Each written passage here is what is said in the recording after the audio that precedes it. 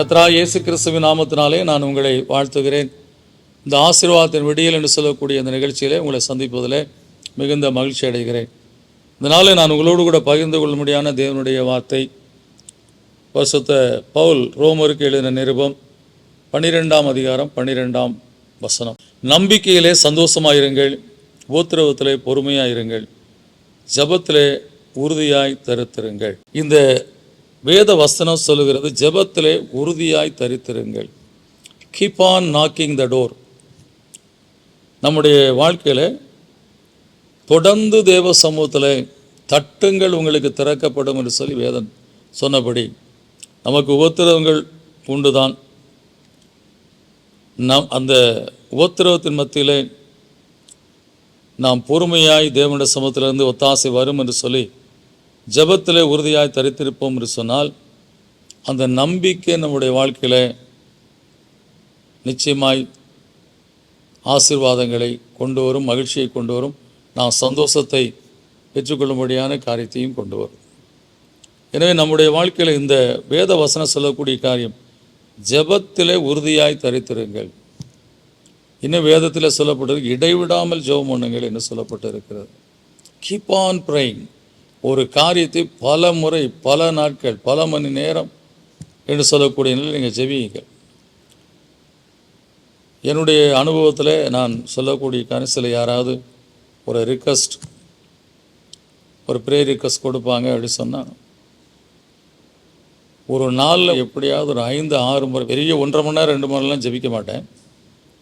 அப்பப்போ அந்த மக்களுடைய காரியங்கள் மனதில் வரும்போது, ஆண்டவரே அவர்களுக்கு சுகத்தை கொடுத்துடலும், ஆண்டவர் இன்றைக்கி அங்கே போயிருக்க காரியத்தை வாய்க்க பண்ணிடலும், அந்த பிள்ளைகள் வாழ்க்கையில் சந்தோஷம் உண்டாக முடியாத ஒரு காரியத்தை செய்திடலும், யாரோடைய கண்களை தயவு வைக்கணுமோ அவர் கண்களை தயவுடைய கிருபை செய்யும். ஏன்னா அவங்க என்ன காரியத்துக்காக போயிருக்காங்க, யாரை பார்க்க போயிருக்காங்கலாம் டீட்டெயில் இருக்காது. ஆனால் நம்முடைய மனதில் அந்த பிள்ளைகள் இந்த காரியத்துக்காக இந்த நாளில் பிரயாசப்படுகிறார்கள் என்று சொல்லும்போது அதை நாம் மனதில் வைத்து ஜெபித்து கொண்டே இருக்கும்போது நிச்சயமாக அந்த காரியத்தை கர்த்தர் கேட்டு அவர்களுக்கு அற்புதத்தை செய்வார்.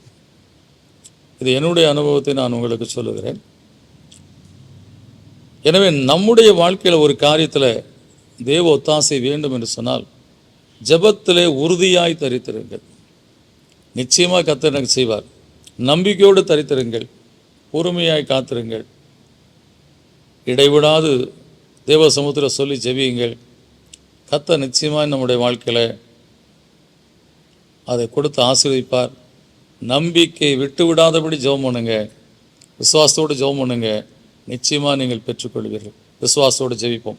நல்ல பிதாவே, நன்றியோடு உம்மை துதிக்கிறோம், ஸ்தோத்திரிக்கிறேன். கர்த்தாவே, நம்பிக்கையிலே கர்த்தா நாங்கள் சந்தோஷமாக இருக்கும்படியாக என் தேவனாகி கர்த்தர் இன்றைக்கும் ஜீவனுள்ளவராய் இருக்கிற தேவன், என் சத்தத்தை கேட்கிறவராய் இருக்கிறார், என்னை காண்கிற தேவனாய் இருக்கிறார்.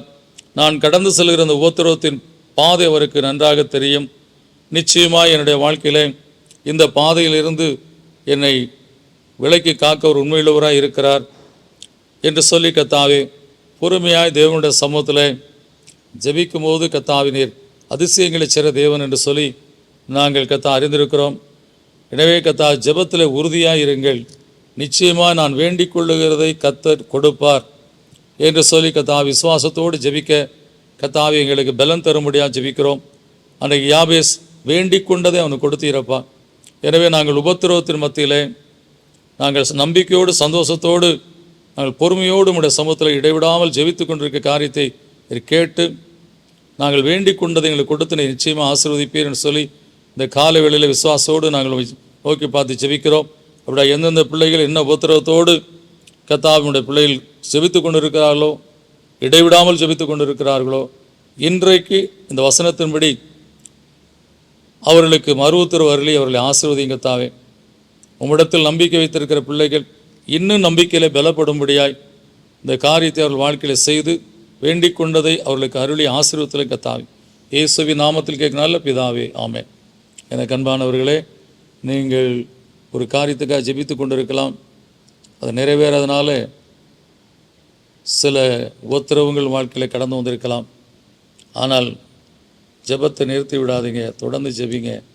கர்த்தர் நிச்சயமாக பதில் செய்து உங்களை ஆசீர்வதிப்பார். God bless you.